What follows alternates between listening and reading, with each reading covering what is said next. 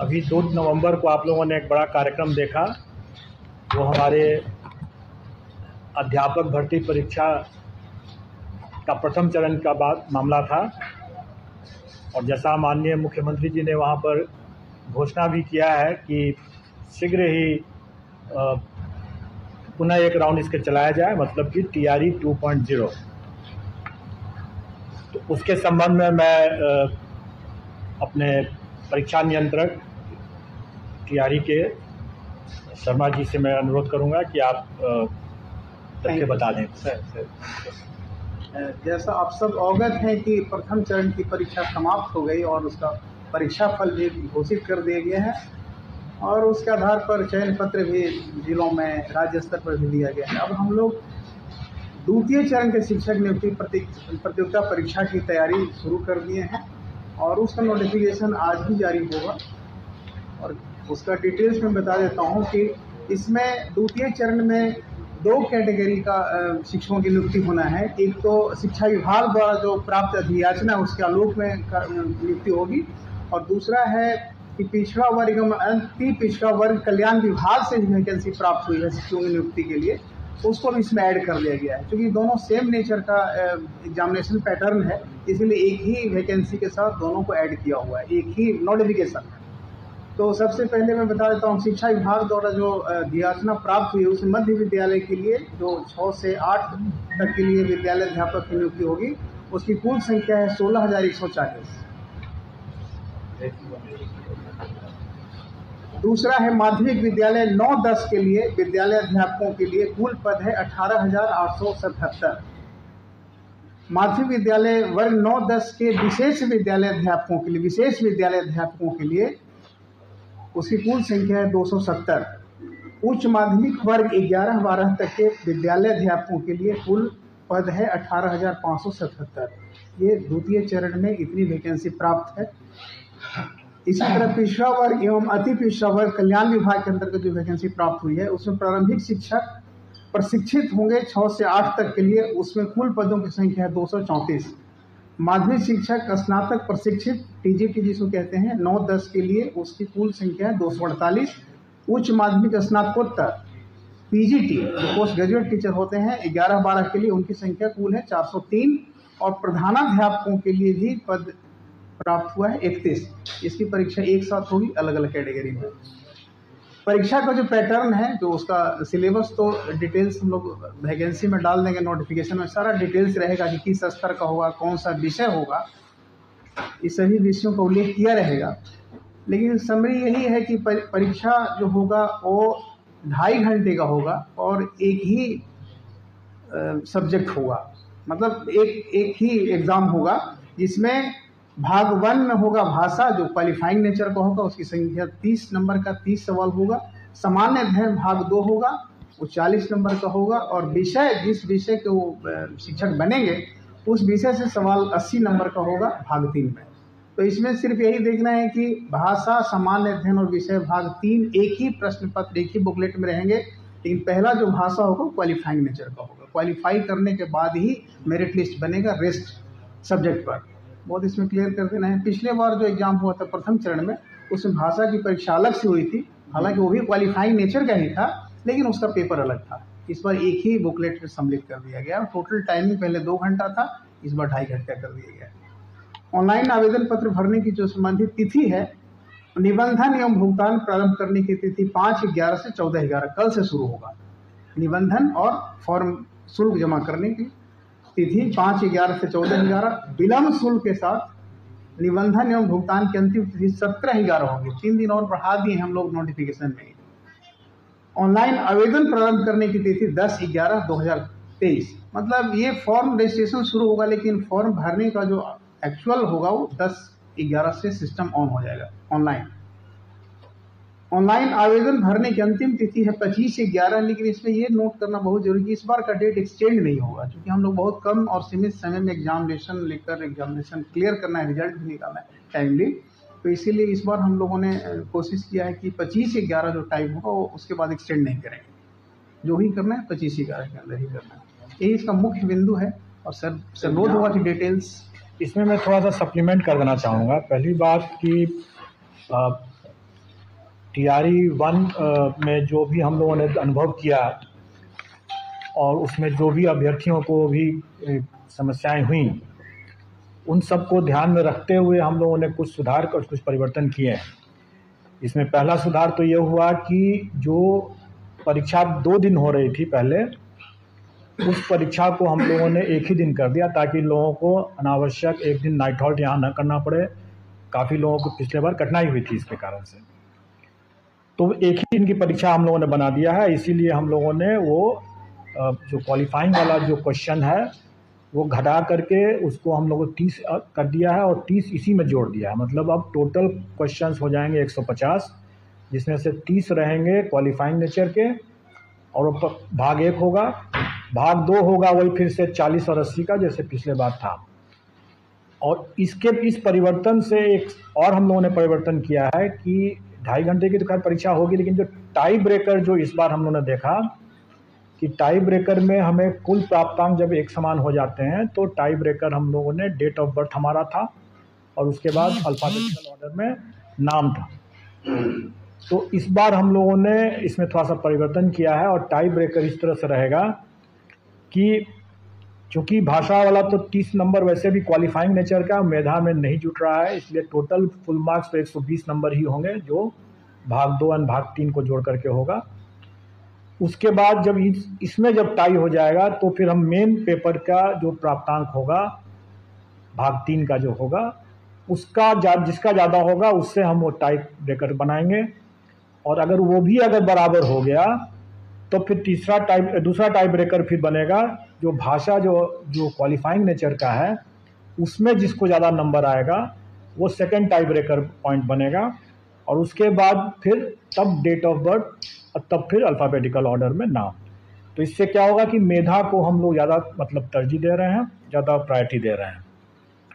इसके अलावा जो क्वालिफाइंग का जो 30% जैसे उसका पास मार्क्स रहेगा वो यथावत रहेगा, और विद इन दैट 30 जो है क्वेश्चन जो होगा उसके अंदर 8 क्वेश्चंस जो रहेंगे वो अंग्रेजी के रहेंगे और 22 क्वेश्चन जो रहेंगे वो हिंदी के रहेंगे। पहले वाले उसी 30 क्वेश्चन में 8 क्वेश्चन जो रहेंगे वो अंग्रेजी के रहेंगे और 22 क्वेश्चन जो रहेंगे वो हिंदी के रहेंगे। टोटल 30 का रहेगा, लेकिन और 9 नंबर उसमें क्वालिफाइंग रहेगा उसका। उसके अलावा जो जीएस का और जो फिर मेन पेपर का जो 40 और 80 क्वेश्चन रहेंगे 120 वो पूर्वत मतलब पिछले बार की तरह ही टोटल पर जो जीएडी का जो मापदंड है क्वालिफाइंग कट ऑफ का वो वही रहेगा। सिलेबस का जो लॉजिक है वो वही लॉजिक इस बार भी रहेगा, मतलब कि जो एनसीईआरटी का जो पाठ्यक्रम है जो बच्चों को जो पढ़ाया जाता है वही पैटर्न रहेगा, वही, लेकिन स्टैंडर्ड ऑफ कोर्स उससे ज़्यादा रहेगा। स्टैंडर्ड वही रहेगा जो उनकी एलिजिबिलिटी में जो उनका रिक्वायरमेंट है, जैसे ग्रेजुएशन है तो ग्रेजुएशन लेवल चला जाएगा, अगर पोस्ट ग्रेजुएशन तो पोस्ट ग्रेजुएशन लेवल चला जाएगा। इस बार जो हम लोग नया जो एक हो रहा है वो मिडिल स्कूल का हो रहा है, तो वो एक नया एडिशन है। इसके अलावा जो टोटल जो वैकेंसी हो रही है उसमें संभव है कि जो टीआरई 1 के जो अवशेष रिक्तियां हैं उन रिक्तियों को इसमें जोड़ा जाएगा। लेकिन इसको थोड़ा सा ये कंफ्यूज ना करें कि टीआरई 1 के जो अवशेष रिक्तियां वही हैं जिसमें कि नियुक्ति संभव ही नहीं है, लेकिन जो डॉक्यूमेंट वेरिफिकेशन के दौरान जो रिक्ति उत्पन्न होगी, जो ड्रॉप आउट्स होंगे या डॉक्यूमेंट वेरिफिकेशन में जो असफल होंगे उससे जो उत्पन्न होगी जो रिक्ति, उस रिक्ति को पहले हम सप्लीमेंट्री रिजल्ट से ही पूरा करेंगे, और अगर नहीं कैंडिडेट मिलेगा तभी वो रिक्ति जो है वो राउंड 2 में जाएगा, मतलब टीआरई 2 में तभी जाएगा। तो दोनों तरह की रिक्ति है, लेकिन उसके बावजूद भी आप लोगों ने देखा ही होगा कि चूँकि एसटीईटी की परीक्षा 2019 के बाद नहीं हुई थी, तो कई विषय में ऐसे थे जिसमें कि कैंडिडेट्स बहुत कम थे और रिक्तियाँ ज़्यादा थी। इसलिए स्वाभाविक है कि उसमें हम कभी भी हम पूरी रिक्ति को तो भर नहीं सकते थे, तो वो रिक्ति तो खाली ही रहना था। तो वो रिक्ति जब खाली है तो वो रिक्ति टीआरई 2 में आ जाने की संभावना है, और उसमें जब जैसे ही शिक्षा विभाग हमें बताएगा वैसे ही हम लोग इसको भी जोड़ देंगे। तो हमारे विज्ञापन में भी ये रहता ही है शर्त कि ये घट बढ़ सकता है, उसी हिसाब से रहेगा। इसमें पिछले बार की तरह हम लोग इसमें कोई नेगेटिव मार्किंग नहीं रखेंगे, लेकिन पिछले बार हम लोगों ने आवेदन और डॉक्यूमेंट वेरिफिकेशन की प्रक्रिया में हम लोगों ने पाया कि अभ्यर्थी अपनी अज्ञानता के कारण से या चूँकि वो टेक सेवी नहीं थे या साइबर कैफ़े की गलती के कारण से अनेक प्रकार की गलतियां हुई हैं। उसके कारण से कई प्रक्रिया हमारी बाधित हुई है और उनको भी काफ़ी कठिनाई हुई है और एक बहुत बड़ा मसला रह जाता था हमेशा कि उसके डॉक्यूमेंट ही कभी सही नहीं हो पा रहे थे। तो कैसे उसकी जांच की जा सकेगी? अगर बार बार अगर परिवर्तन करने की मांग करेंगे, बार बार बोलेंगे कि कभी साइबर कैफ़े से गलती हो गया, कभी कुछ हो गया, कभी कुछ हो गया, तो स्वाभाविक है कि ये सब को इन सब परेशानियों को देखते हुए ही हम लोगों ने इस बार आवेदन जो के 2 चरण में ले रहे हैं। पहले हम निबंधन करवा रहे हैं और निबंधन हम तुरंत करवा रहे हैं और इसलिए उसका जो डेट दिया गया है 5 से 14 तारीख तक के लिए। और ये आप अपना निबंधन कर दें, अपना जो भुगतान करना है वो कर दें और आपको फिर अपना जो डॉक्यूमेंट वगैरह सब जो डिटेल में जो देने की जो बातें हैं उसके लिए आपको पर्याप्त समय है और वो समय आपको 25 नवंबर तक के लिए है। वो समय 25 नवंबर तक के लिए, ताकि आप अपना सर्टिफिकेट वगैरह जो भी लेना है आप ले करके आ जाएं और 25 नवंबर तक में आपको जमा करने का आपको अवसर रहेगा। लेकिन ये अवधि विस्तार नहीं होगा और दूसरा कि इसके अलावे कोई नया अवसर नहीं दिया जाएगा। मतलब कि परीक्षा हो जाने के बाद या कभी कोई आकर के बोलेंगे कि हमसे ये गलती हो गई, सॉरी। इस बार मैं उम्मीद करता हूं कि अभ्यर्थी ज़्यादा सीरियस होंगे, अनुभव भी उन्होंने हासिल कर लिया पहले राउंड के से, हम लोगों ने भी उससे कुछ सबक लिया। तो इसलिए इस बार जो लास्ट डेट है 25 नवंबर आवेदन जमा करने का, मतलब कि उसके साथ अपने सारे दस्तावेज वगैरह सब जो प्रमाण पत्र देने हैं वो बेशक उस 25 नवंबर के बीच में वो जितनी बार चाहें अपना करते रहें, उसको बदल सकते हैं, लेकिन उनको वो दस्तावेज उसके बाद परिवर्तन करने का, सुधार करने का, कोई भी प्रविष्टि सुधार करने का कोई मौका नहीं दिया जाएगा। इसलिए ये अंतिम समय रहेगा और इसको अक्षरशः अनुपालन किया जाएगा। अपनी तैयारी उसी हिसाब से करेंगे वो। मैं तो यह भी सुझाव दूंगा कि अगर किसी को अगर लगता है कि कोई त्रुटि हो गई है तो वो समय रहते अगर उस पता चल जाता है और उसने अगर सब कुछ कर दिया, जमा कर दिया है, उसको लगता है कि त्रुटि रह गई है और उसके पास समय है तो वो नया फॉर्म भर ले। लेकिन पुराने गलत फॉर्म पर वो अगर परीक्षा दे देगा और बाद में बोलेगा कि हमारे पास नहीं आ सका, तो डॉक्यूमेंट वेरिफिकेशन में जो भी असफल या अनुपस्थित भी अगर रह गए तो वो हम लोग उसको कदाचार मानेंगे,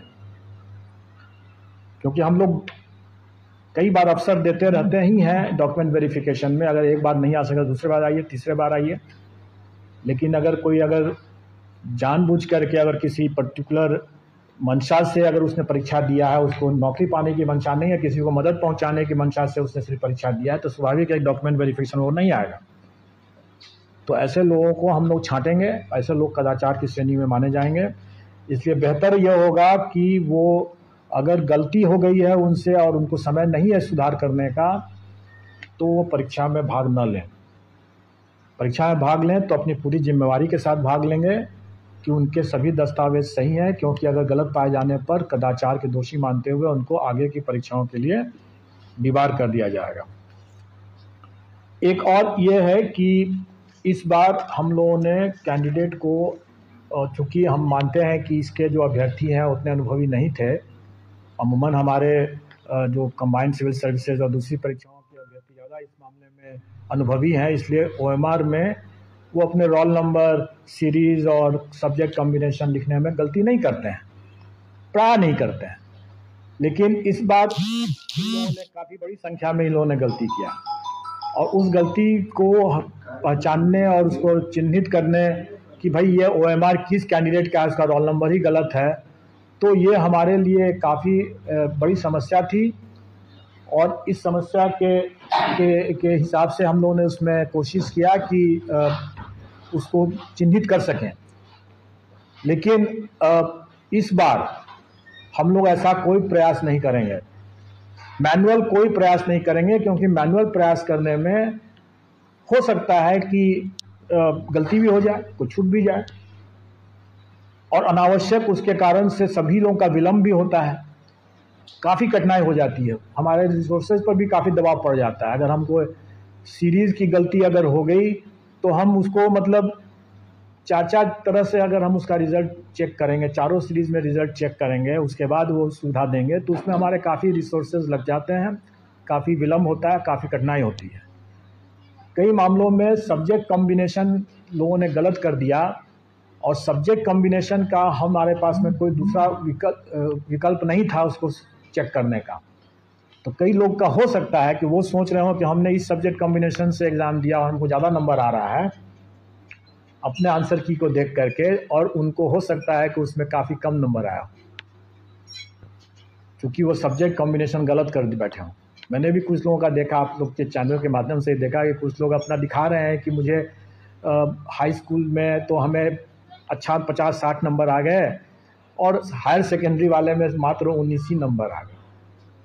तो अब अगर कोई सब्जेक्ट कॉम्बिनेशन के और इस तरह की कोई गलती कर देता है तो स्वाभाविक है कि उसको नंबर तो बहुत ख़राब आ जाएगा फिर, और सब्जेक्ट कॉम्बिनेशन का कोई सुधार हम नहीं कर सकते, क्योंकि हम कोई चेक नहीं कर सकते, क्योंकि उसमें सिर्फ गोला बैठाना था, कोई और चीज़ नहीं, लिखना नहीं था। और गोला ही गलत बैठा दिया उसने तो गलत हो गया उसके बाद, और तो कुछ लिखना नहीं था उसमें।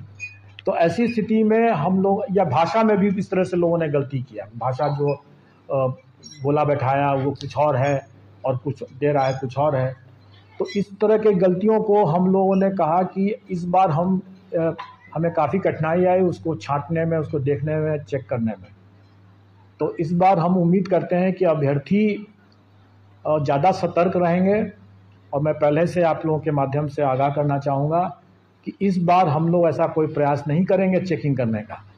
अगर वो सिस्टम अगर उसको नहीं चेक कर रहा है तो नहीं कर रहा है।